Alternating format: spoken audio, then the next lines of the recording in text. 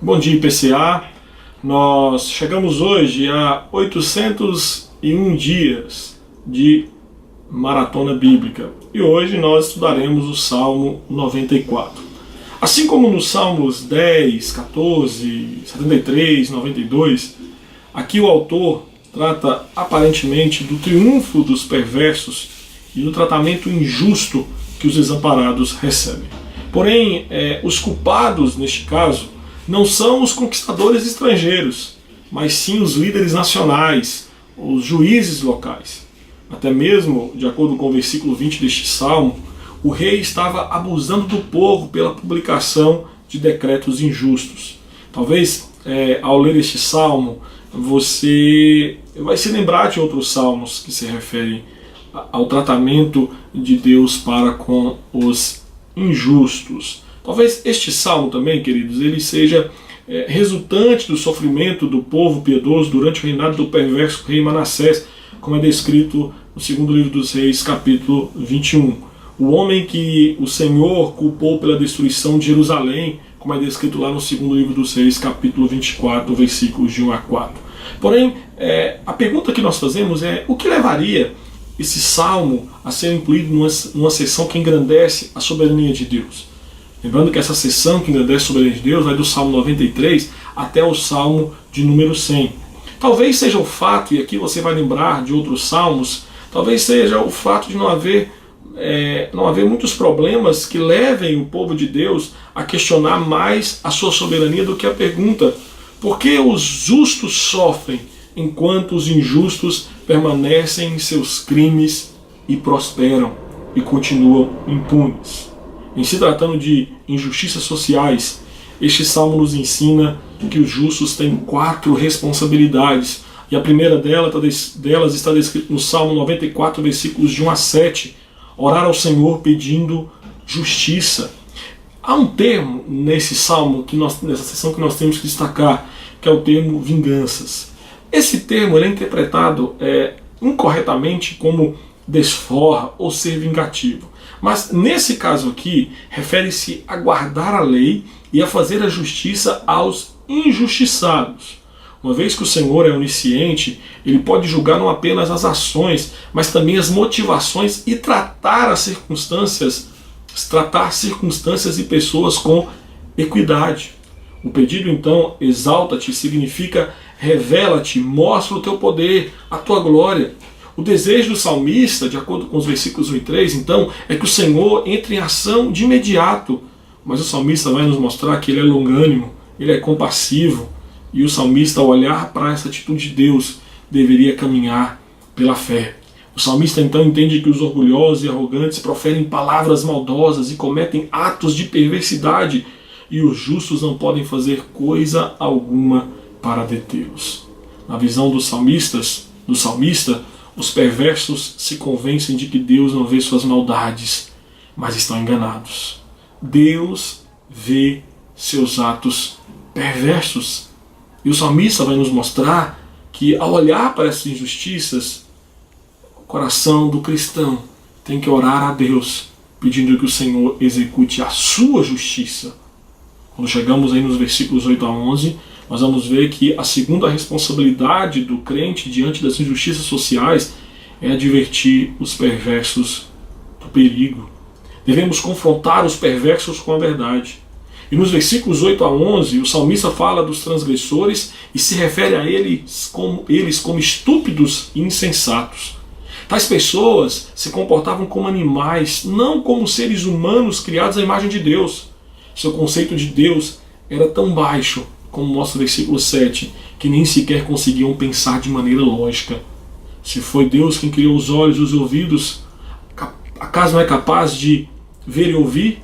Acaso a criatura ela consegue ser maior do que seu Criador? Se Deus é capaz de governar as nações por meio das leis eternas de sua providência, acaso não seria capaz de tratar de um bando de oficiais perversos que transgridem sua lei e exploram seu povo? É isso que o salmista está dizendo. E o salmista vai dizer, uma vez que foi o Senhor quem deu sua lei a Israel e lhe ensinou o significado de seus preceitos, acaso esse Deus não poderia aplicar essa lei? É claro que sim. O salmista, então, quando chega no versículo 11, ele fala sobre pensamentos. E pensamentos aqui significa invenções, intrigas, planos. Os planos e conspirações desses líderes perversos não poderiam ser escondidos do Senhor, como também não ficariam impunes. Vale lembrar que primeira carta de Paulo aos Coríntios, capítulo 3, versículo 20, ele cita esse versículo. Ele cita esse versículo 11 a fim de advertir os líderes de Corinto a não tentar conduzir a igreja usando a sabedoria do mundo, antes deviam firmar somente na sabedoria de Deus encontrada nas Escrituras. O salmista está dizendo aqui, olha, não pense que os erros de vocês estão passando desapercebidos aos olhos de Deus, porque não estão. O salmista aqui adverte os insensatos, os ímpios, do perigo que eles estão correndo do iminente juízo de Deus, em decorrência dos seus atos perversos. Mas a terceira responsabilidade diante das injustiças sociais é aceitar a disciplina de Deus, versículos 12 a 15. O verbo repreender ou disciplinar no versículo 12 significa ensinar e instruir na lei de Deus. O salmista reconhece que as dificuldades da vida podem ajudá-lo a amadurecer sua fé. É fato que se Deus livrasse o povo imediatamente diante de todas as suas dificuldades, os filhos de Deus se tornariam crianças mimadas e jamais cresceriam na fé, nem em seu caráter.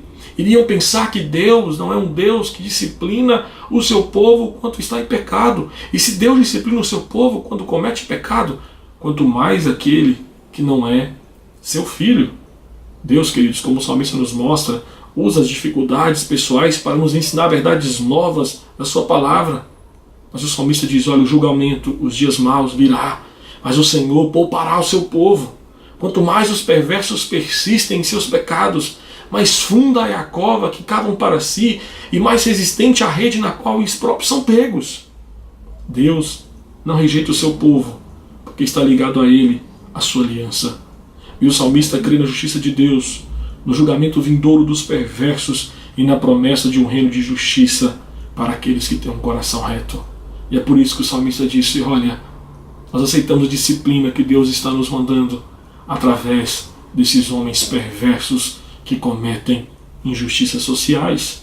Mas o salmista ainda nos mostra nos versículos 16 a 23 a terceira responsabilidade do cristão, do crente diante das injustiças sociais, é trabalhar com Deus em prol da justiça. É fato que até mesmo nos dias de Salomão, pessoas eram abusadas e exploradas e não recebiam reparação alguma e não encontravam quem fizessem justiça em seu favor, como descreve Eclesiastes 4:1. De modo que deve ter sido muito pior no tempo de Manassés, pouco antes da queda de Jerusalém. A pergunta no versículo 16 é retórica. E o próprio salmista lhe responde no versículo 17. Eu quero que você, se possível, que você atentasse aí, Salmo 94, para você ver a pergunta do versículo 16. Ele diz, quem se levantará a meu favor contra os perversos? Quem estará comigo contra os que praticam a iniquidade? E no versículo 17 ele responde de forma brilhante, o Senhor. O salmista ele foi vítima de intrigas dos líderes perversos e clamou a Deus por socorro. Ele sabia que os juízes distorciam a lei a fim de explorar os pobres, como ele narra no versículo 20, e se viu cada vez mais envolvido numa situação perigosa. Seu coração estava repleto de ansiedade, mas o Senhor o sustentou e o trouxe para fora dessa situação e lhe deu paz interior. E grato, queridos, o salmista, por saber que não era somente ele que era temente a Deus, mas que havia outros homens tementes a Deus, que permaneceram ao seu lado, e juntos eles oraram. Pois ele diz no versículo 22, no versículo 22 ele diz, meu Deus, mas no versículo 23 ele diz, nosso Deus, repara o versículo 2, mas o Senhor é o meu Deus, o meu baluarte. Aí no versículo 23 ele diz, o Senhor, nosso Deus, os exterminará. Ele confia que o Senhor fará sobrevir o julgamento merecido aos líderes perversos. E assim, queridos, assim como o salmista Asaf no Salmo 73, que havia começado a escorregar em sua fé, em sua caminhada, por ver que os perversos prosperavam e os justos não.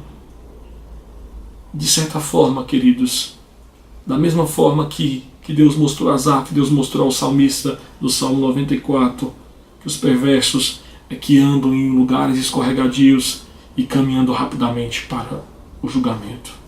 Por isso, meu querido, nos dias maus, seremos gratos por termos o Senhor como nosso refúgio e fortaleza. Porém, não devemos nos esconder sob a sua proteção, para escapar das nossas responsabilidades, a fim de nos preparar para prosseguir e lutar contra o inimigo. Não, como sal da terra e luz do mundo, os filhos de Deus devem fazer todo o possível para promover a justiça aqui na terra. Eu e você somos chamados e desafiados neste salmo a lutar pela justiça na nossa nação. Somos desafiados por Deus a lutar pelas causas daqueles que são desamparados e injustiçados. Somos desafiados por Deus a promover a sua justiça neste mundo de injustiças. Oremos.